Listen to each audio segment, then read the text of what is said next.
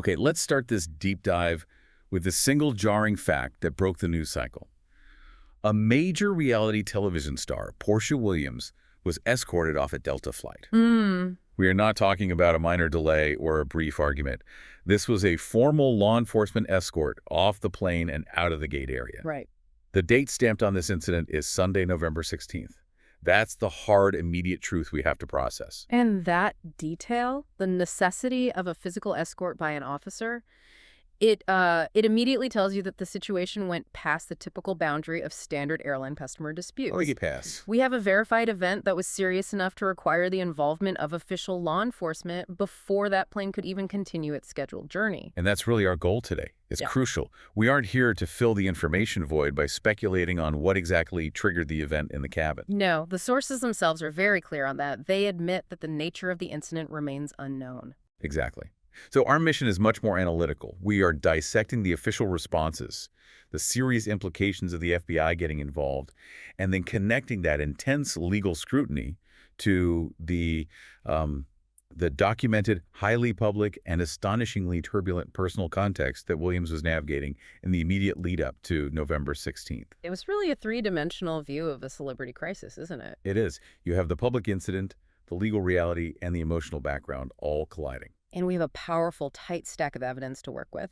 Official statements from the FBI Atlanta spokesperson, precise logistical confirmation from Delta, and, extensive quotes and a timeline regarding Williams's recent public life. Specifically, the raw emotional fallout of her divorce and very fresh headline-making romantic revelations. It's a fascinating study in how public scrutiny, private turmoil, and federal jurisdiction can suddenly and dramatically intersect. Let's unpack the verified facts of the incident itself. Yes. Let's start with the concrete reality of what happened on Sunday, November 16th. Let's do it. So let's move past the sensational headline and focus on the logistics of the event itself. It's important to establish what we know beyond a shadow of a doubt. It was Sunday, November 16th. Right. And the core action is unambiguous. Porsha Williams was escorted off a Delta Airlines flight. And the reporting is so clear. She was observed walking out of the gate area alongside an officer. This isn't just someone voluntarily deplaning. No, this is an authoritative official removal. You don't get an officer escort because you decided you forgot your magazine in the terminal. And we get a small, but I think a truly insightful detail about the immediate aftermath of that removal. She didn't just rush off. The sources indicate she spoke briefly with the officer after disembarking. That is interesting. What does that suggest to you? Well, this small interaction is a key procedural indicator. It suggests that the interaction didn't conclude with her merely being physically taken off the plane to solve the operational disruption. There was a necessary post-disembarkation conversation, an official moment of processing or, information exchange right there at the gate. That detail is critical because it signals a transition. The first phase is the airline operational issue, the crew deciding the passenger must go. Okay. The second phase, captured by that brief conversation, is the immediate handover to and engagement with law enforcement. We're moving from disruption management to a possible law enforcement matter almost instantaneously. And you can see that shift happening in real time, right there at the gate. It's not something that happens later over the phone. It's immediate. Furthermore, Delta's confirmation solidifies the scope of the event. A Delta representative confirmed that, crucially, 2 passengers were involved in this incident. And this piece of information is vital. I mean, it completely changes the narrative from a singular behavioral issue, say a celebrity having a meltdown, to a conflict or situation that necessarily included at least one other traveler. It immediately frames the event as an interpersonal incident that escalated, rather than a solitary outburst. It takes 2 to tango, so to speak. And we don't know the nature of that interpersonal incident, but we know it wasn't just one person versus the airline. It was person versus person, and then it became an issue for the airline. And if we look at the outcome for the flight, it provides a measure of the incident's containment and operational impact. Despite requiring a law enforcement escort for a prominent passenger, Delta confirmed that the flight continued and landed in Atlanta as scheduled. That phrase, continued and landed as scheduled, offers significant insight into the airline's priority and, frankly, the efficiency of the response. How so? Well, while the situation was serious enough to involve police, the removal process must have been incredibly swift, contained, and did not significantly compromise the airline's schedule. This suggests Delta and the gate authorities achieved their primary goal, Which is neutralizing the disruption quickly to allow the broader system to function. For Delta, this containment is not just about operations, it's a public relations measure. It shows competence in handling a serious issue without widespread delays for hundreds of other people. That's a great point. They contain the fallout, both literally on the jet bridge and figuratively for their brand. Exactly. But let's not let the efficiency of the removal detract from the severity of the action itself. For any passenger to be formally escorted off a commercial flight by an officer, that implies a violation of conduct that goes far beyond simply, refusing to put a seatbelt on. Oh, absolutely. The threshold for requiring that level of intervention is high. It speaks to either a persistent refusal to comply with safety instructions or a level of disruptive or aggressive behavior that the crew could not safely manage internally. So the flight crew made a judgment call. A very serious one. The crew and gate agents are making a split-second decision that this passenger or these passengers are a safety risk who must be forcibly removed. That's not a call they make lightly. Now, despite all these verified facts about the action, the escort, the two people, the swift continuation of the flight, we have to confront what we don't know. The sources are very disciplined here. They state very clearly, the nature of the incident is not known at this time. And this information void, as you call it, is the necessary constraint for all responsible reporting. We have the verifiable effect, the police escort, but not the verifiable cause, what was said or done to trigger it. And that void is what triggered the media pursuit, right? Of course. The sources highlight that people reached out directly to both Delta and the FBI Atlanta for comment. This is the journalistic process confirming that the news is following the level of authority involved. If it were just an airline issue, they'd stop at Delta. The fact that the FBI is on the outreach list confirms the media acknowledges the federal gravity of this story from the outset. And that FBI contact is exactly where we must go next. Because that involvement, it just shifts the entire stakes of the conversation. It's monumental. The transition from an airline operational issue to one involving the Federal Bureau of Investigation it's a huge leap. It really is. So here is where the complexity truly sets in. I mean, being escorted off a flight is a major inconvenience, a professional embarrassment for sure. A bad news day, at the very least. Exactly. But the FBI getting involved, that moves the potential consequence scale from maybe a long-term airline ban to potential federal criminal prosecution. For the informed audience, we need to dissect what exactly the FBI's interest means in this highly specific context. And what's fascinating here is how carefully the authorities confirm their position. We have a direct quote from the FBI Atlanta spokesperson, and the language is, it's worth zeroing in on. Okay, what do they say? They say, quote, FBI Atlanta is aware of incident on a Delta flight on November 16th, allegedly involving Porsha Williams and or at least one other person. The formality of that statement is almost a masterclass in bureaucratic acknowledgement, isn't it? It really is. They confirm their awareness and therefore their jurisdiction, but they maintain total impartiality by using allegedly involving. They are not confirming the details, but they are confirming the cases on their desk. They're saying, we see it, we're looking at it, but we're not saying anything about what it is. That's right.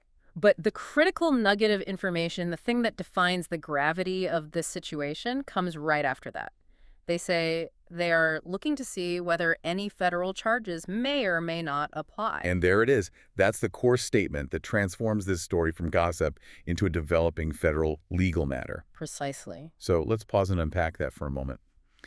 Why is the FBI involved in a passenger dispute? This is what you need to understand to grasp the seriousness here. Standard airline disturbances are usually handled internally by the airline or at most by local airport police, who might issue a citation for disorderly conduct. What triggers this jurisdictional leap to the federal level? The key concept here is something called the Special Aircraft Jurisdiction of the United States. It sounds complicated, but the idea is simple. Okay, break it down. Once the doors of a commercial plane are closed and it's preparing for flight, or certainly once it's in the air, the federal government asserts jurisdiction over anything that happens on board. Congress views the safety and security of air travel as a national interest. So it's like a little floating piece of federal territory. In a legal sense, yes. So the event, whatever its specific nature, must have met a threshold that suggested a violation of federal law, not just Delta policy. And what would that be? What kind of federal laws are we talking about? Well, the federal crimes most often associated with flight disturbances fall under Title 49 of the U.S. Code, particularly concerning aviation security. The most common charge the FBI investigates in these scenarios is interference with flight crew members and attendants. That's 49 USC section 46504 for anyone who wants to look it up. That's the one. That sounds incredibly serious. What does interference actually entail under federal law? It sounds vague. It's defined as assaulting or intimidating a flight crew member or flight attendant, so as to interfere with the performance of the duties of the member or attendant. Okay, so assaulting or intimidating. Yes, and the intent here is crucial. It's not just about raising your voice. It requires an action intended to impede or hinder the crew member's ability to perform their safety duties. So give me an example. If a passenger prevents a flight attendant from performing a safety check, or distracts a pilot during a critical phase of flight, or physically obstructs them from getting to another passenger, that is a federal felony. Wow. So let's play this out. If the incident only involved a loud argument with another passenger, but it never directly impeded the crew, would the FBI still be interested? They might be aware of it, but the probability of federal charges drops significantly. The threshold for FBI engagement and subsequent charges is usually linked to the safety and operational security of the aircraft and its crew. It has to cross that line. It has to cross that line. If the behavior involved physical contact or threats toward the crew, or created such a severe distraction that the crew genuinely felt their duties were compromised, then the FBI's involvement is not just warranted, it's procedural. And that distinction between just, disorderly conduct and actively interfering with a flight crew, that is what separates a nuisance from a felony conviction carrying up to 20 years in prison. 20 years, it's not a small thing. So the FBI, confirming they are looking for federal charges, tells us that whatever was alleged, the reporting from the scene likely suggested the severity reached that Title 49 threshold. It's a huge signal of the perceived severity on the ground. And let's not forget the second critical piece of information that ties back to what we talked about in Section 1. The 2 passengers. Exactly. Delta confirmed 2 passengers were involved, and the FBI statement echoes that. It references and/or at least one other person. This confirms that the federal scrutiny is not a solo investigation targeted only at Porsha Williams. Right, the FBI is treating this as a potential incident involving multiple parties. So if the disruption stemmed from, say, a physical confrontation, the FBI would be assessing the actions of both individuals. Precisely. They'd have to determine if both committed federal crimes, or if one was acting in self-defense, or if the initial aggressor is the one who warrants the charge. So it raises the distinct possibility that the FBI's legal review could result in charges against the other party, or maybe even against both parties, if the escalation was mutual and reached that level of interfering with the crew. The scope is broad. They're looking at the whole picture, not just one person. Now, you mentioned the possibility that the FBI's involvement is merely procedural, that they have to check the box since it's an airline incident. Yeah. Is it possible the media and, we in this deep dive are making the reporting unnecessarily dramatic and the investigation will just be dropped? That's a fair challenge. And yes, that's a possible outcome. The FBI may ultimately conclude that the facts don't support a federal charge, and the case might be handed back to local authorities for a lesser charge or perhaps closed entirely. Right. However, the fact remains that the system requires an initial assessment by the FBI because the local airport police or the airline staff deemed the alleged behavior serious enough to potentially constitute a federal crime. They had to raise the flag. They didn't have the luxury of waiting to see if it was serious. They had to flag it as such immediately due to safety protocols. So even if the case is dropped, the fact that the flag was raised confirms the high level of severity perceived at the time of the incident. That clarifies the gravity beautifully. Yeah. We have established that the incident was serious enough to require an escort, and the procedural consequence of that seriousness is potential federal charges. But as we analyze this cold legal reality, we have to shift our focus entirely to the human element. This alleged federal incident did not occur in a vacuum. It occurred after a documented period of profound public personal turmoil. A very, very turbulent time. The sources didn't just report the incident.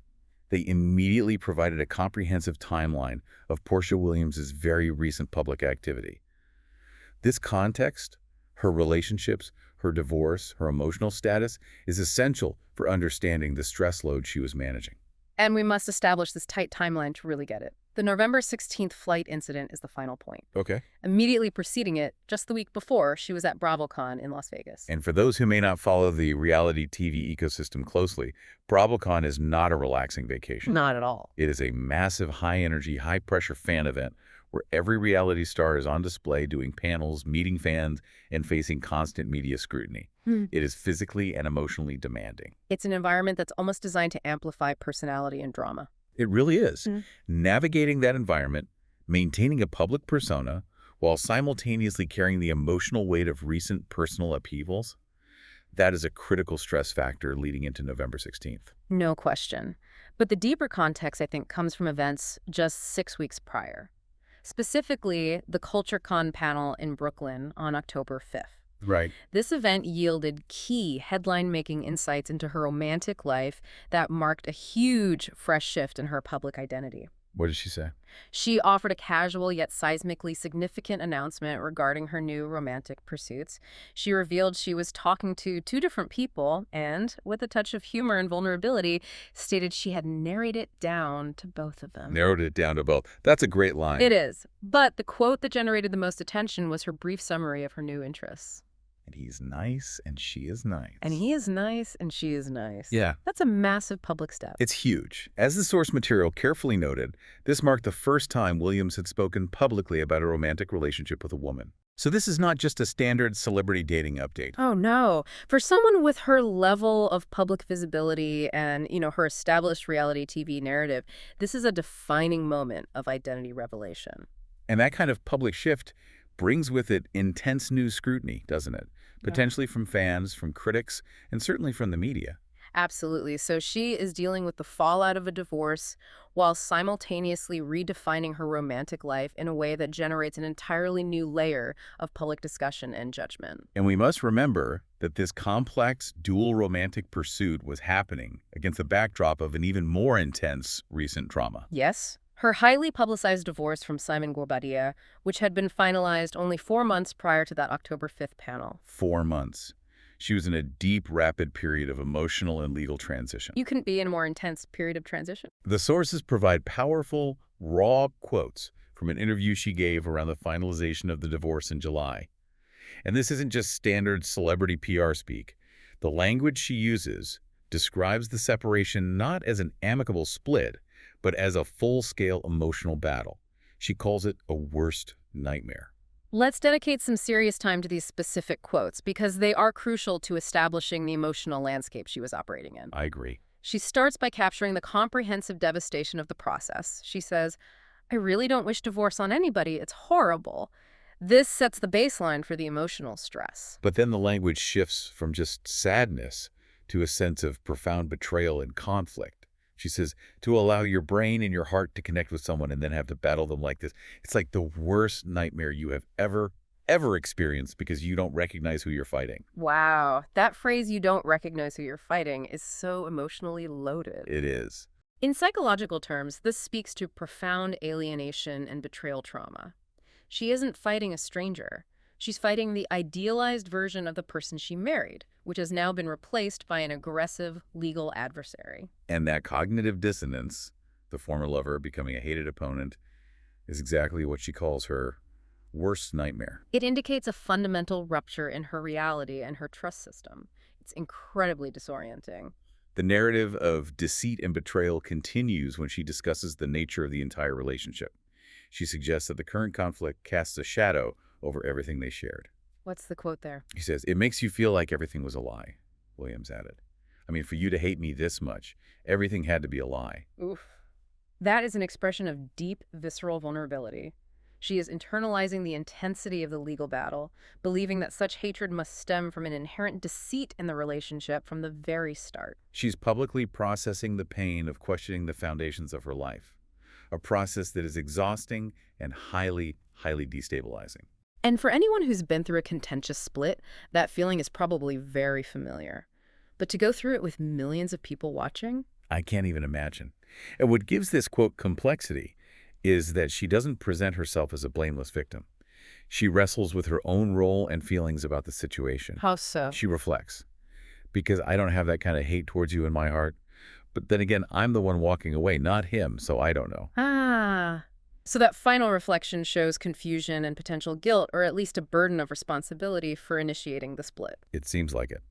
She is acknowledging the pain of the recipient of the divorce filing, while struggling with the pain caused by the ensuing legal battle. And that complexity, the blend of heartbreak, confusion, and the public burden of making a life-altering decision, that paints a picture of severe, ongoing psychological turmoil in the months immediately preceding this flight incident. So if we synthesize this context, if we put it all together, we see that Porsha Williams arrived at the airport on November 16th, having recently navigated a period of document high-stakes emotional distress. Absolutely.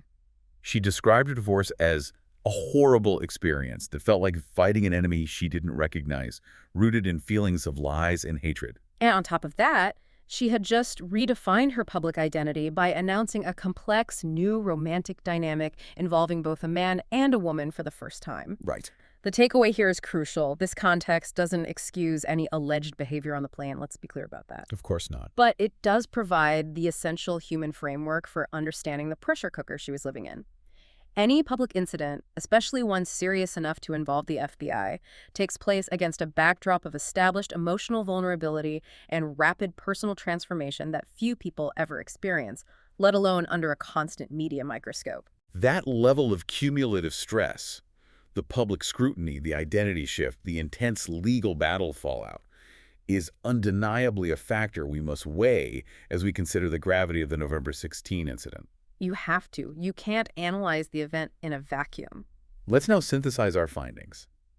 We've moved past the initial headline and meticulously analyzed the verified facts, the legal stakes, and the intense personal context provided by the sources. We have established a clear framework for understanding this developing situation. First, we confirmed the verified incident. On November 16th, an official law enforcement escort was required to remove Porsha Williams and at least one other passenger from a Delta flight. Right, and that signals an immediate and serious breach of conduct protocols. Second, and most importantly for you, we confirmed the federal layer.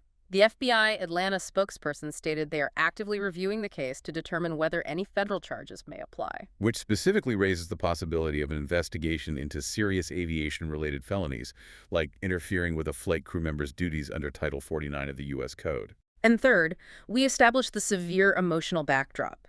The immediate lead-up to the incident was marked by the fallout from a horrible divorce, described by Williams herself as a worst nightmare involving feelings of hatred and betrayal. Immediately followed by the high-pressure, publicly scrutinized revelation of a major shift in her romantic identity at CultureCon. Yeah. So what does this all mean for you, the listener? We've established a duality in this story.